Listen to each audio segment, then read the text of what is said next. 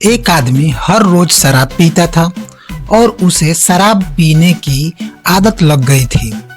लोग उसे बहुत समझाते थे कि वह गंदी आदत छोड़ दे, लेकिन वह हर किसी को यही जवाब देता था कि मैंने यह आदत पकड़ी नहीं, इसने मुझे पकड़ रखा है। परिवार वालों ने सोचा कि शायद शादी करवा देने से वह यह गंदी आदत छोड़ देगा, इसलिए उसकी शादी करवा दी गई।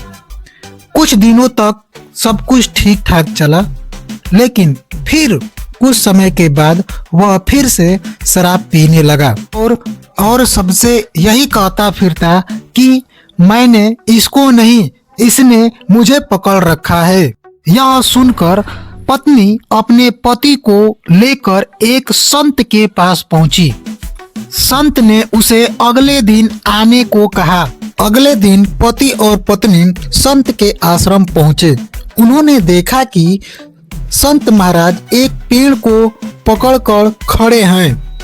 उन्होंने संत से पूछा कि आप क्या कर रहे हैं, पेड़ को इस तरह क्यों पकड़े हुए हैं? संत ने कहा, आप लोग कल आइए। अगले दिन भी संत एक पेड़ को पकड़ रखा था। उन्होंने जिज्ञासावश पूछा, महाराज यह क्या कर रहे हैं? संत महाराज बोले, पेड़ मुझे छोड़ नहीं रहा, आप लोग कल आइए। पति और पत्नी को संत का व्यवहार कुछ विचित्र लगने लगा। अगले दिन भी उन्होंने वही देखा। पति परेशान होकर बोला, बाबा आप इस पेड़ को छोड़ क्यों नहीं देते?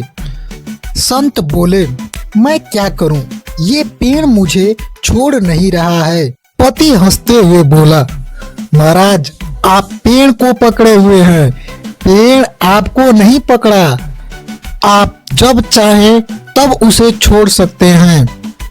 संत गंभीर होते हुए बोले, इतने दिनों से यही समझाने की तो कोशिश कर रहा हूँ कि शराब पीने की आदत को तुमने पकड़ा है, ना कि इस आदत ने तुम्हें पकड़ा हुआ है।